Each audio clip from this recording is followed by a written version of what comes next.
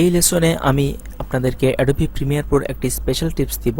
এটা হচ্ছে আপনি কিভাবে একটি অডিও কিভাবে ভিডিওর সাথে মানে বলা যায় যে একটি অডিও কিভাবে অন্য একটি অডিওর সাথে সিনক্রোনাইজ করবেন। তো এটা আমি আগে দেখাচ্ছি, তারপর বুঝতে পারবেন। ধরুন এখান থেকে আমি এই দুইটি জিনিস আমি রেডি করে রেখেছি আপনাদের জন্য, এই দুটি আমি নিয়ে আসলাম। তো এই জিনিসগুলি আসলে কখন কাজে লাগে আমি দেখাচ্ছি। ধরুন আপনি একটি ধরুন এই যে আমি যেরকম যে টিউটোরিয়াল বানাচ্ছি, এরকম ধরুন আপনি টিউটোরিয়াল বানাচ্ছেন।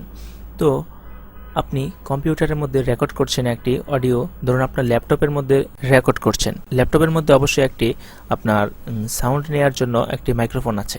তো সেখানে এক কোয়ালিটির রেকর্ড হচ্ছে। এখন আপনি চাচ্ছেন যে আপনি আরও ভালো কোয়ালিটি চাচ্ছেন, তো আপনি আলাদা একটি মাইক্রোফোন অথবা এরকম হতে পারে যে আপনি মোবাইলের মধ্যে আপনি আলাদাভাবে সাউন্ড রেকর্ড করেছেন। তো এই ক্ষেত্রে যেই কাজটি হলো, আপনি আপনার অডিও একটি আলাদা রেকর্ড করাতে একটি অডিওটি আলাদা এবং ভিডিওটি আলাদা। কিন্তু এখানে যে সবচেয়ে বড় সমস্যাটি সেটা হলো যে আপনি যখন ক্যামেরায় ভিডিও শ্যুট করার জন্য বা আপনি টিউটোরিয়াল বানানোর জন্য যখন স্ক্রিন রেকর্ডিংয়ে রেকর্ড দিয়েছেন, আপনি কিন্তু একদম সেম টাইমেই অডিও রেকর্ড দেননি।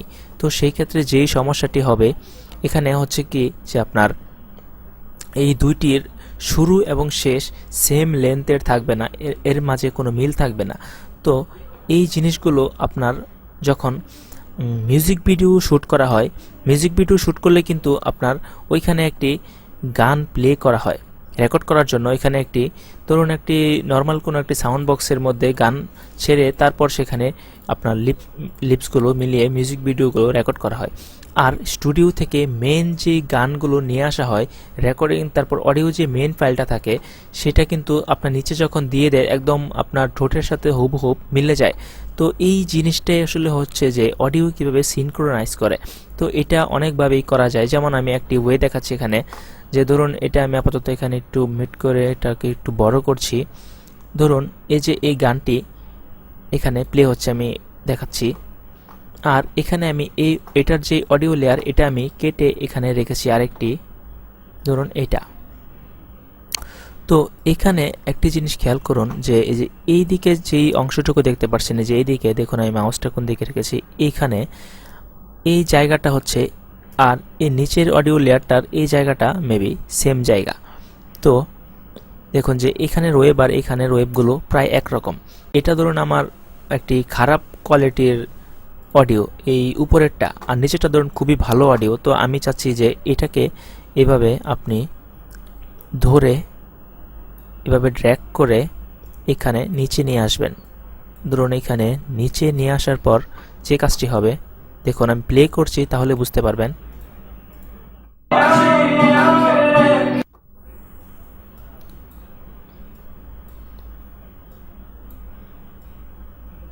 একটু সাউন্ড কমিয়ে দিলাম। আচ্ছা আমি প্লে করছি এখন, তাহলে বুঝতে পারবেন।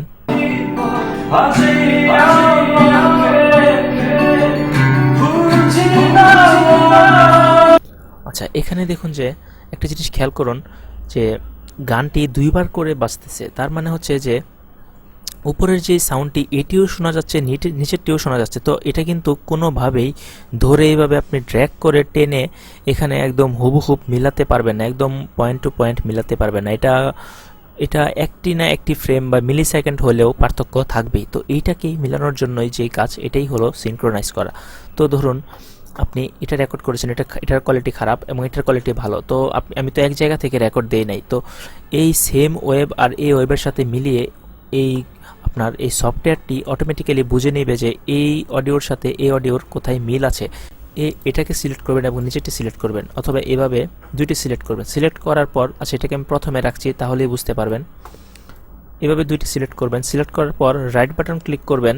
এখানে দেখুন যে সিনক্রোনাইজ নামের একটি অপশন আছে, এখানে ক্লিক দিবেন। ক্লিক দেওয়ার পর এখানে দেখুন যে নিচে অডিও দেওয়া আছে। তার মানে আমার সিনক্রোনাইজটি কিসের সাপেক্ষে হবে? অডিওর সাপেক্ষে সিনক্রোনাইজ হবে। তার মানে অডিওতে ক্লিক দিয়ে এখানে আমি ওকে করে দেব। দেখুন অটোমেটিক্যালি এইটি আমার এখান থেকে মুভ হয়ে এখানে চলে এসেছে। তো আমি এখন যদি প্লে করি,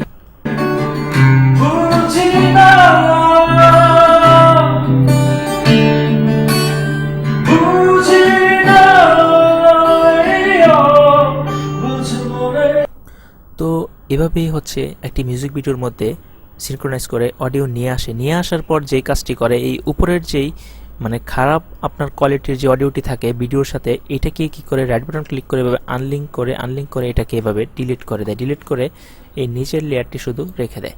তখন আপনি একটি লেয়ারই পাবেন অডিওর এবং খুবই ভালো কোয়ালিটির।